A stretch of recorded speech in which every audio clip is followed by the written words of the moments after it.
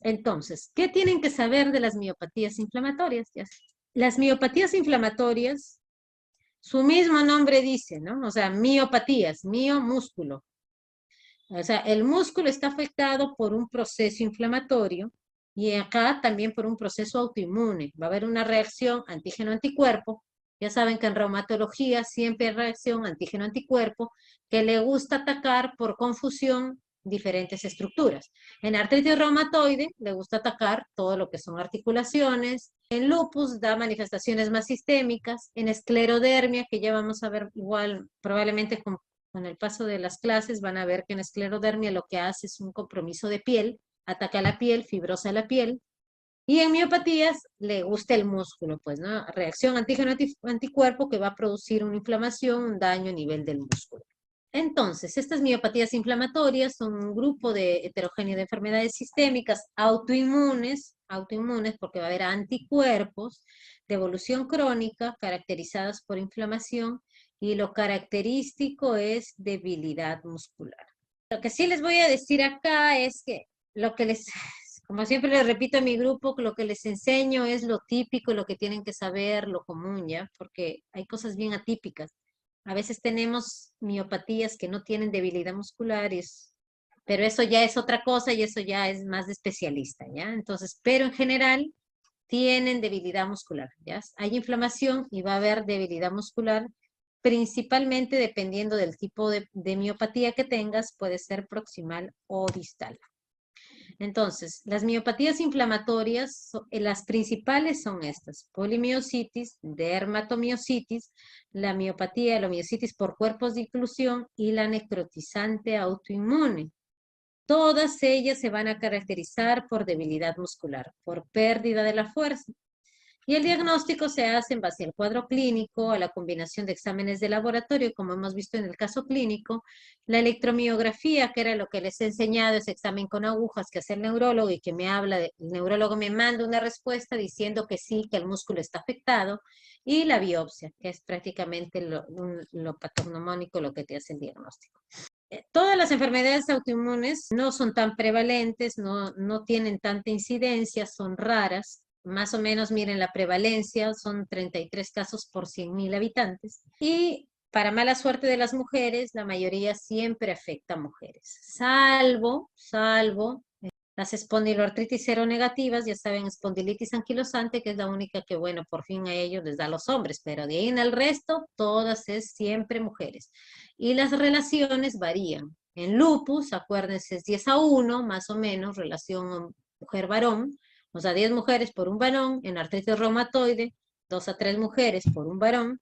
Y acá en las miopatías, 2-1, ¿no? 2 mujeres por un varón, excepto en la miositis por cuerpos de inclusión, que es la miopatía, en la única que es más prevalente en varones. La raza sí tiene que ver un poco, se ha asociado que la raza negra puede hacer mayor cuadros de miopatías, puede tener mayor prevalencia de miopatía respecto a la blanca. Y en cuanto a polimiositis y dermatomiositis, que son las dos miopatías más importantes y que ustedes tienen que aprender, sí tiene distintos picos de edad. Polimiositis es mayor a 40 años y una dermatomiositis tiene 2 picos. Lamentablemente la dermatomiositis les da a población pediátrica. Tenemos niños de 5 a 15 años que es uno de los grandes focos de dermatomiositis, y otro en los adultos mayores, ¿no? Ya es 45 a 64 años, ni tan mayores, ¿no? Ahora, ¿en qué se va a diferenciar una polimiositis y una dermatomiositis? Su nombre dice, polimiositis, afectación solamente de músculo, en cambio dermatomiositis hace una afectación de músculo y aparte lesiones cutáneas. La polimiositis no tiene lesiones cutáneas, la que tiene lesiones cutáneas y todo lo que hemos visto en las fotitos es la dermatomiositis. Ahora, mientras sea mayor la presentación de estas miopatías, es que se asocia a malignidad, o sea, es la que se asocia a cáncer. Si un paciente, no sé, a los 60 años, tú le diagnosticas una dermatomiositis o una polimiositis, tienes que buscar una neoplasia que esté escondida, que esté oculta. De todas las enfermedades autoinmunes que tenemos, la que más se asocia a cáncer es esta, ¿ya? Y dentro de poli y dermato, la dermatomiositis, la que ¿Ves dermatomiositis? Busca cáncer. En niñitos, ¿ves dermatomiositis? Por el pico de edad, busca un cáncer escondido, una neoplasia. Y bueno, la sobrevida felizmente que ha cambiado con los tratamientos. En cuanto a la etopatogenia, siempre factores genéticos. Acuérdense que tienes genes, los famosos HLA, que siempre les digo que no tienen que grabarlo. No es importante que los memoricen, pero tienen que saber que hay un componente genético. No a cualquiera le da una enfermedad autoinmune. Tiene que tener genes para eso. Ahora, no se hereda. No es que si yo tengo una dermatomiositis o una polimiositis, mi hijo va a tener. No, son genes que pasan ya, y no solamente, como no solamente es el factor genético, sino tiene que haber otros factores que confluyan al mismo tiempo, no todos desarrollan la enfermedad. ¿Ya? Pero sí hay varios genes involucrados, tanto en lupus, en artritis, tienen genes específicos. Tiene que haber un factor ambiental que por ahí estimule dentro de las miopatías inflamatorias, las infecciones, igual que en lupus, ¿no? Igual que en lupus que habíamos visto infecciones. Y dentro de las infecciones tenemos Staphylococcus aureus, Toxoplasma gondii, Borrelia, Coxsackie, parvovirus. Y otro factor importante como en lupus, la radiación UV. Se ha visto, hay estadísticas en las cuales se ve que los países que tienen mayor radiación UV, o sea, a mayor radiación UV, tienen cortes más grandes de pacientes con miopatías inflamatorias. Entonces, hay un mapita, por ejemplo, que en México, que está como que al centro del mapa mundi, es uno de los países que tiene mayor prevalencia. Los que están a los extremos, los países extremos, casi para los polos, tienen menor cantidad de casos con miopatías inflamatorias. Hay agentes no infecciosos que también favorecen a que pueda ocurrir una miopatía. En forma, que sé, un poco graciosa, o bueno, paradójica, los corticoides, que es el tratamiento que damos para las miopatías inflamatorias, pueden producir una miopatía, o sea, una debilidad, una pérdida de fuerza muscular por corticoides. ¿Cómo sabemos que es por el corticoide? Lamentablemente no hay forma de biopsiar, no hay forma. Lo único que se hace cuando atribuimos que algo es producido por un fármaco es retirar el fármaco. Si después de quitar el corticoide tu paciente mejora, es que fue por el corticoide. Acá no hay que una biopsia o algo que te va a ayudar a saber que esa miopatía fue por el corticoide. Se ha visto que estatinas se asocian a miopatías, la cloroquina también, y acá vacunas, ¿no? Lo que mencionábamos en el caso, por ejemplo, la vacuna del tétano, de hepatitis B, difteria, en general también se ha asociado a miopatías.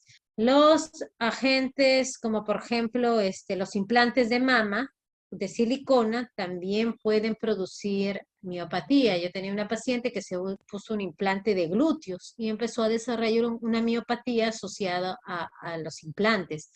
La enfermedad de injerto contra huésped, la exposición al sílice puede producir también miopatías. Entonces, este de acá es un gráfico más o menos del mecanismo, cómo ocurre. Hemos dicho que tienen que confluir para que ocurra la enfermedad autoinmune, tienen que estar varios factores al mismo tiempo. No es como que solo uno, no es que porque yo tengo el gen voy a hacer la enfermedad.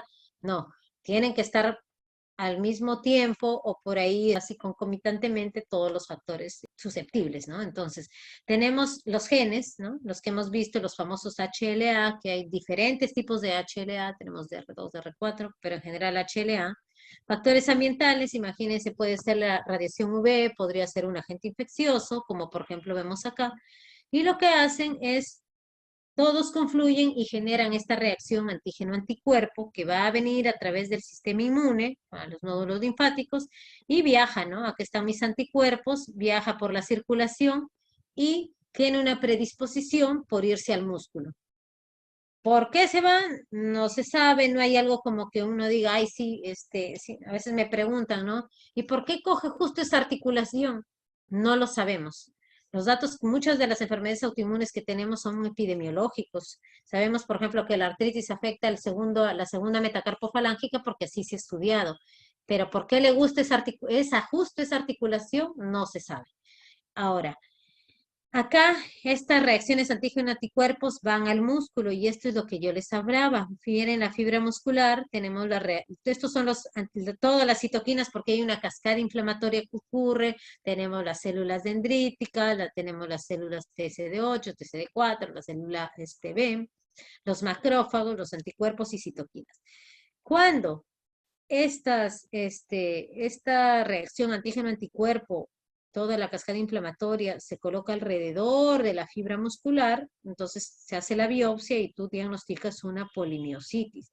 Pero cuando se localizan alrededor del vaso sanguíneo, que lo vamos a ver más adelante, perivascular, perifascicular, perimicial, tú estás hablando de una dermatomiositis. Es el patrón donde prácticamente le gusta colocarse, ¿no? A estas reacciones. Acá tenemos una imagen mucho más esquemática de la polimiositis y la dermatomiositis. Esto de acá, como habíamos dicho, si se dan cuenta, estas son las fibras musculares, todo esto de aquí es el fascículo, ¿no? La fibra muscular. En polimiositis, ¿qué va a ocurrir? Por estas mismas reacciones que hemos dicho, antígeno-anticuerpo, voy a tener fibras que se han necrosado, ¿no? Estas de acá, por ejemplo, fibras necrosadas. Y va a haber un predominio de los linfocitos TCD8. Miren acá, tenemos TCD4, TCD8, pero está dentro de la misma fibra muscular. Se colocan estos linfocitos TCD8 en la misma fibra muscular. Entonces, voy a encontrar en una biopsia un infiltrado inflamatorio compuesto principalmente por linfocitos TCD8, por macrófagos, pero de distribución dentro del fascículo o endomicial, ¿no? Dentro del mismo fascículo o endomicial. A diferencia de la dermatomiositis. Miren la dermatomiositis. De igual manera, tenemos el fascículo, tenemos las fibras musculares, hay fibras necróticas, pero acá lo que prima son los linfocitos TCD4. ¿Ya? ¿Qué se van a colocar? Voy a tener un infiltrado mononuclear de linfocitos TCD4 de distribución perivascular alrededor del vaso, perifascicular y perimicial. ¿Ya? Esos son los términos, por eso en la biopsia, como habían visto en el caso clínico que les he puesto y en la biopsia del Hospital Loaiza, ahí te describe tal cual, ¿no? Es un infiltrado inflamatorio, muchas veces cuando ya hacen más estudios ven si es CD4 o CD8, pero sí me habla de cómo es el patrón, que está alrededor del vaso sanguíneo perivascular, está el perifascicular o perivicial de las fibras atróficas. Y esto de acá me está diciendo que es una biopsia probablemente de una dermatomiositis. Y por último, aunque esta probablemente no es tan importante que lo aprendan ustedes, es raro, ya, o sea, no es tan... Pero igual les quiero mencionar que tenemos la miositis por cuerpos de inclusión. Esta miositis por cuerpos de inclusión es la que hemos dicho varones, es una miopatía un poco atípica, es asimétrica, que ya vamos a ver, la poli y la dermato son simétricas, y en la biopsia lo que van a ver estas famosas vacuolas autofágicas y un precursor beta-amiloide que va a estar dentro de la fibra, que eso es característico. ¿Ya? Entonces, vacuolas autofágicas y el precursor beta-amiloide, que es típico de la miositis por cuerpos de inclusión. La clasificación de estas miopatías, en el año 75, Bohan y Peter clasificó a las miositis en 5 grupos: la polimiositis, dermatomiositis, la polidermato asociada a cáncer, la policitis y dermatomiositis juvenil, y la asociada a enfermedades difusas del tejido conectivo. El diagnóstico, ¿cómo hago el diagnóstico? El diagnóstico clínico, ya acuérdense, hemos dicho primero, si es una dermato, tienes que ver las lesiones cutáneas de las que hemos estado hablando, ¿ya? Y la biopsia de músculo es importante. La parte de laboratorio, las enzimas hepáticas, tenemos TGO, TGP, SPK, y la otra enzima hepática muy importante es la aldolasa. ¿Ya? La aldolasa juega un rol muy importante acá porque es una de las que cuando hay una miopatía es como que más específica y sí se debería elevar. Y la parte de la electromiografía y la biopsia. Con eso uno hace el diagnóstico. Entonces, en la parte clínica, miren, acá esta es una tablita que siempre me gusta porque me parece muy práctica. Ya está. Me parece muy práctica en donde podemos diferenciar la dermatomiositis, la polimiositis, la miositis necrotizante autoinmune y la miositis por cuerpos de inclusión. Ya les he dicho, ¿cuál es la diferencia entre una poli y una dermata? Las lesiones cutáneas. La dermatomiositis tiene lesiones cutáneas, la polimiositis no las va a tener, hay pérdida de fuerza, pero sin lesiones cutáneas. ¿Cómo es la disminución de la fuerza? Es una debilidad muscular de tipo proximal. Lo que pierden la fuerza es, o sea, en brazos. Por eso, cuando tú le dices, señora, ¿puede levantar la taza? O sea, si tú le dices, levante su taza, se va a cansar porque lo que eleva para tú levantar la taza es esta zona. Señora, ¿puede peinarse? tampoco va a poder permearse porque la fuerza la tiene disminuida en esta zona, entonces el paciente no logra elevar el brazo. ¿Qué otra cosa no puede hacer tu paciente? Subir escaleras, debilidad muscular proximal. Para subir escaleras tú necesitas usar los cuádriceps. Y los cuádriceps, al subir escaleras, obviamente va a haber cierta limitación con la parte de ese músculo y eso te habla de una debilidad de tipo proximal y es simétrica. Son los dos brazos, dos piernas, ¿ya? A excepción de la miositis por cuerpos de inclusión, que en esta de acá generalmente da un compromiso, es la excepción a la regla. La miositis por cuerpos de inclusión es distal. Acá, bueno, puede ser un compromiso proximal, pero también puede haber una debilidad distal en cuádriceps en general. La cabeza del paciente puede estar como caída y da cierta debilidad de los músculos de la cara. ¿En quiénes se presenta? En varones mayores de 50 años. ¿Ya? Varones, acá sí es varones. Y es asimétrica. Estas sí, estas dos, acuérdense, simétricas, la miositis por cuerpos de inclusión es asimétrica. La elevación de la creatinina, de los niveles de CPK, eso sí, están altos en general, dermatopoli, más de 50 veces el valor normal, pueden estar. En cambio, la miositis por cuerpos de inclusión, 10 veces el valor normal. La electromiografía, todos deben dar un patrón miopático, ¿no? Que era lo que les mencionaba, algunas fibras activas, otras crónicas. La biopsia de músculo en dermatomiositis, hemos dicho que es perivascular, perinicial, perifascicular, a predominio de CD4, en cambio la polimiositis generalmente está alrededor del todo el fascículo y prima en la CD8, y en la miositis por cuerpos de inclusión, las famosas vacuolas autofágicas y el depósito de beta-amiloide, que es lo típico. Anticuerpos, los anticuerpos más importantes sí son estos, ¿ya? En dermatomiositis, el importante es el famoso Mi2. Este es raro, ya, este es bien raro, el MDA, la verdad no, en el hospital ni lo tenemos, ¿ya? El más importante de todos es el Mi2. Y acá en polimiositis es el Jo1, que es un anticuerpo que también está presente en el síndrome antisintetasa, ya que vamos a ver igual más adelante el síndrome antisintetasa. ¿Qué sería lo ideal en un país en donde tuviéramos muchos recursos? Que en un paciente que tiene una miopatía inflamatoria, por ejemplo, yo le he hecho una electromiografía, ¿no? Le he picado varios puntos. Normalmente la electromiografía te orienta en dónde tiene mayor pérdida de fuerza. Por ejemplo, si le hacen en brazos y piernas, te puede decir, bueno, en las piernas, en la zona como cerca del cuádriceps, tiene mayor pérdida de fuerza. Lo ideal sería en ese paciente hacerle una resonancia magnética y la resonancia magnética del músculo te va a captar la zona que está más inflamada y tú en esa zona deberías hacer la biopsia. Pero una resonancia magnética está a 500 soles. Entonces, en el OAISA no tenemos, por ejemplo, resonador. Entonces, prácticamente lo que hacemos es de la electromiografía, tratamos de hacer una biopsia cerca o contiguo a donde la electromiografía te indica que hay mayor pérdida de músculo, mayor pérdida o mayor inflamación del músculo, ¿no? No, obviamente no tienes que hacer en la zona que has picado con la aguja, porque esa zona ya está lesionada.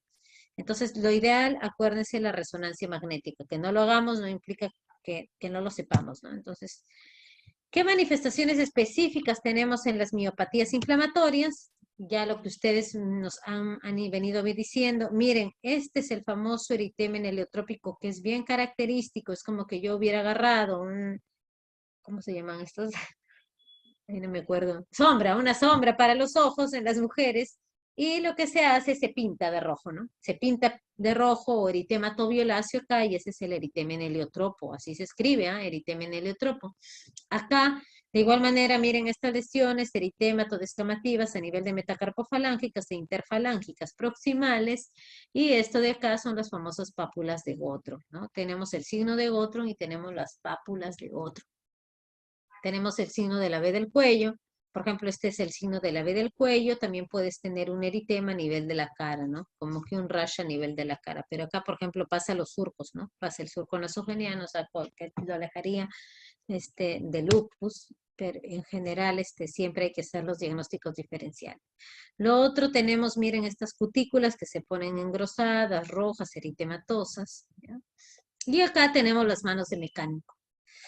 Si logran ver esta zona, miren, están como unas fisuras, unas grietas a nivel de esta zona de las manos, que es otra lesión, algo patognomónico de la dermatomiositis. Lo que les decía era que de las miopatías antiinflamatorias hay un alto riesgo de cáncer, ¿ya? En todas las miopatías inflamatorias. La dermatomiositis es aún más. Durante los primeros 3 a 5 años tras el inicio de una dermatomiositis tienes que buscar cáncer. Busca cáncer al inicio del diagnóstico. Dentro de los 3 a 5 primeros años debes sí o sí buscar una neoplasia. De 100 pacientes con dermatomiositis, 32 pueden tener, o sea, un tercio de ellos puede tener una neoplasia ahí que está oculta. ¿De qué órganos o qué tipo de neoplasias? Los adenocarcinomas de ovario, de mama, de pulmón, de colon, el melanoma o un linfoma no Hodgkin o una neoplasia nasofaringea. Entonces sí es importante hacer un estudio anual durante los primeros 3 años, ¿ya? Acuérdense que dermato hemos dicho que también da niños de 5 y 15 años, así que de igual manera tienes que hacer la búsqueda de la neoplasia oculta en ovario, mama, en pulmón, en colon, melanoma. La miositis por cuerpos de inclusión, que eran los que les estaba conversando, es la excepción a la regla, es en pacientes varones mayores de 50 años, es asimétrica, y lo otro que da tanto una debilidad de la fuerza proximal, así como también de distal. En quienes yo empiezo a sospechar a veces esto en pacientes que no me responden a la terapia estándar, ¿ya? Cuando una polimiositis de repente no está respondiendo a un tratamiento estándar, tengo que pensar en una miositis por cuerpos de inclusión. El síndrome antisintetasa, esto de acá también es bien importante que lo sepan, lo van a escuchar. El síndrome antisintetasa es un síndrome, en reumatología van a ver que utilizamos bastante terminología como que hacemos síndromes, hacemos scores, usamos escalas. Este síndrome lo que han hecho es a veces un poco ponerle nombre a una constelación de varios signos y síntomas y decir ya esto de acá lo voy a llamar el síndrome antisintetasa porque tiene también un anticuerpo que se llama anticuerpo antisintetasa. Entonces, hasta un 30% de los pacientes que tienen polimiositis o dermatomiositis desarrollan una constelación de hallazgos clínicos conocidos como el famoso síndrome antisintetasa. ¿Y en qué consisten estos síntomas? Sí o sí, lo que tiene que haber es el compromiso del pulmón. Si no hay compromiso del pulmón, no es un síndrome antisintetasa. Primero, tiene que tener la miopatía, o sea, la debilidad muscular proximal. Luego de la debilidad muscular, tiene que tener el compromiso del pulmón. Y luego hay otros síntomas que pueden estar agregados, como las manos de mecánico, la artritis, la fiebre. Estos de acá son los criterios que nosotros manejamos los criterios propuestos para ver una miositis por cuerpos de inclusión. Y acá te pone el anticuerpo sintetasa, que tiene que estar presente, y la evidencia, obviamente, de que tengo una miopatía, y hemos dicho que las miopatías se demuestran no solamente por la parte clínica, por la debilidad muscular proximal, sino que la CPK está elevada, la biopsia, la electromiometría, inclusive la resonancia magnética, pero tiene que haber el compromiso mayor, la pérdida de la fuerza. Y acá, perdón, antes que me olvide, la alteración del pulmón, ¿no?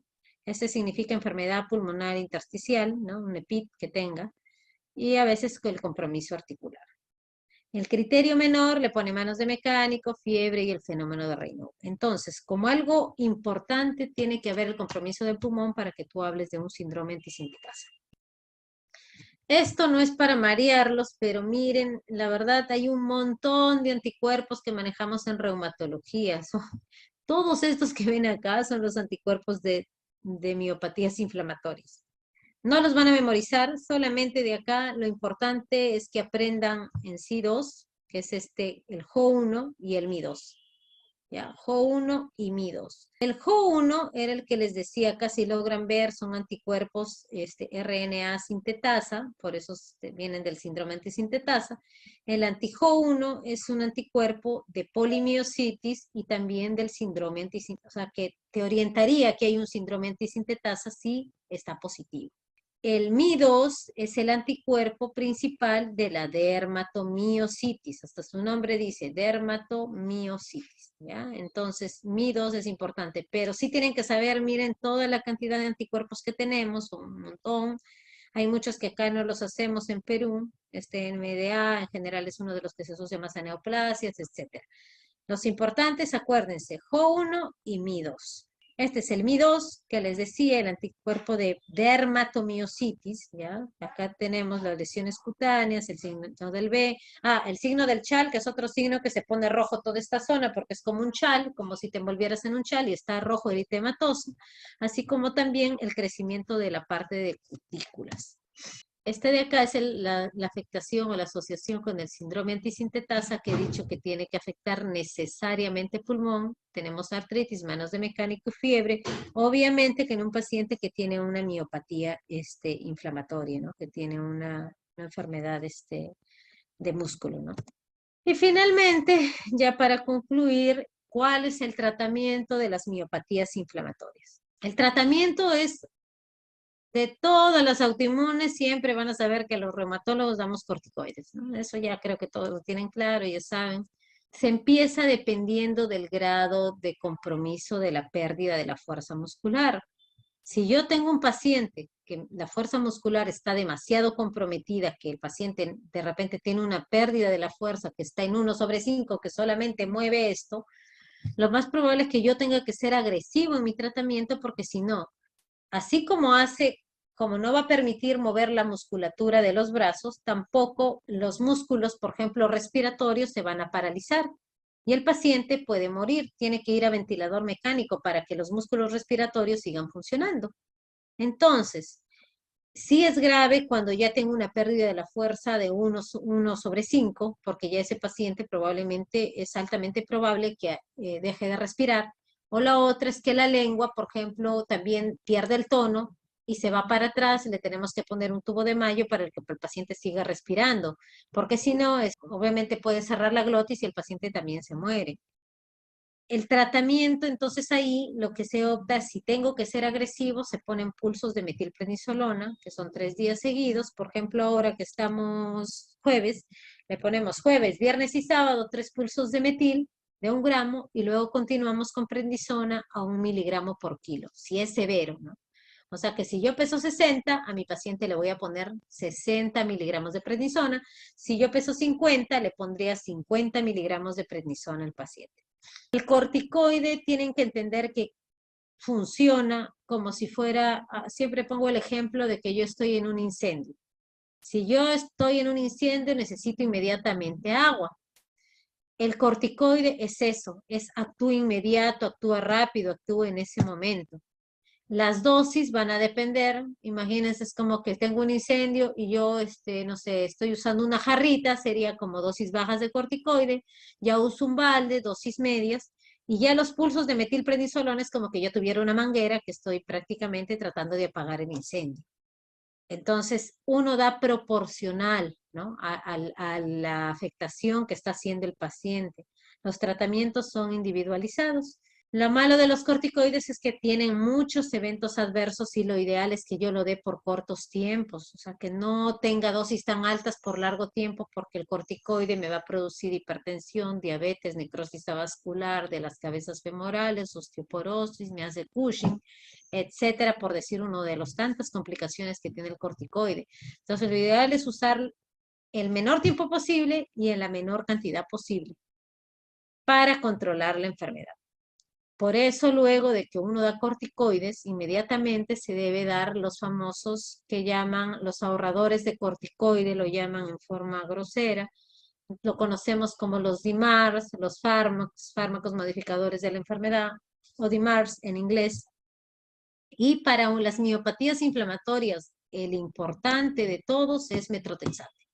De cabeza, metrotexate lo que hace es contrarrestar el efecto de estas enfermedades autoinmunes. Y como segunda opción tenemos azatioprina, que es este otro fármaco, son inmunosupresores. Ellos sí van a producir que bajen las defensas un poco, pero no actúan inmediatamente. Si yo empiezo el metrotexate o empiezo la azatioprina, mi respuesta probablemente la voy a ver a 2 meses. Por eso, mientras tanto, estoy dando el corticoide para ir contrarrestando todo el proceso autoinmune y toda la cascada inflamatoria. Cuando el paciente no responde a metrotexate o azatioprina, recién opto por otras terapias como micofenolato mofetilo, que son otros a otros inmunosupresores, ciclosporina, tacrolimus, ciclofosfamida, rituximab, o inclusive estos son ya terapia biológica o los famosos anti-TNF. Y lamentablemente la miositis por cuerpos de inclusión, si en verdad tuviera esa enfermedad, el tratamiento, así como doy corticoides, acá se da metrotexate, pero si tu paciente ya no responde, la verdad, estos medicamentos no ayudan mucho y prácticamente lo que se hace es tratar de buscar enrolar algún paciente en un ensayo clínico en el cual se esté desarrollando una nueva droga para contrarrestar estos tipos de miositis por cuerpos de inclusión. Si tengo buena respuesta, generalmente los tratamientos de estas enfermedades yo no puedo quitar rápidamente los fármacos, por lo menos tengo que tenerlos un año. ¿Ya? El paciente tiene que recibir tratamiento por un año entero como mínimo. ¿Sí? ¿Sí? ¿Dudas, preguntas, interrogantes? Doctora, siempre en las lecturas había visto que decía que la poliomielitis era un diagnóstico raro y de exclusión. En general, lo que pasa es que todas, no en general la polimiositis o la dermato, en general todas las enfermedades autoinmunes, las que nosotros vemos, son enfermedades de exclusión. Es una enfermedad que yo tengo que haber diagnosticado que no sea una infección, tengo que haber diagnosticado que no sea una neoplasia, para poder en verdad decir que es una enfermedad autoinmune. Por ejemplo, imagínense, te pongo el ejemplo que es más fácil porque creo que artritis reumatoide es una de las más fáciles autoinmunes que tenemos. Si yo tengo una paciente que me viene por una poliartritis de manos, ¿ya? Poliartritis de manos, yo lo primero que tengo que empezar a descartar es, uno, que no sea una infección. A veces, por ejemplo, una infección por brucela, por brucelosis, me puede dar artritis. Que no sea un VIH, el VIH me puede dar una poliartritis. La tuberculosis me puede dar poliartritis. Un linfoma, una leucemia, un mieloma me puede dar una poliartritis. ¿Qué otra cosa sería? Hasta las endocarditis. Si tengo una endocarditis, algo de compromiso cardíaco, me puede dar una poliartritis. Entonces, todas las enfermedades autoinmunes en general, lo ideal es que yo primero empiece descartando las causas como por ejemplo infecciones, neoplasias, compromiso de algún otro órgano cardíaco, y recién cuando ya se ha hecho el estudio completo, ahí tú dices, ya, sí, hay que pensar que esto de acá puede ser una enfermedad autoinmune. Lo mismo ocurre con las miopatías. Todas las miopatías inflamatorias pasa eso. Tienes tú que diagnosticar que no sea de repente una neoplasia que esté haciendo eso, esa pérdida de fuerza, que no sea una infección, que sobre todo acá muchas neoplasias se confunden, ¿ya? Y hay otros diagnósticos diferenciales, por ejemplo, que no sea una tendinitis manguito rotador. En general, todas las autoinmunes no es que sea la primera opción que tú piensas. ¿Por qué? Por las prevalencias y las incidencias. Son raras, no es común. Pero si tú ya has hecho el estudio correcto y ves que no es ninguna, no es ninguna de las otras enfermedades, tú tienes que pensar sí o sí en una enfermedad autoinmune.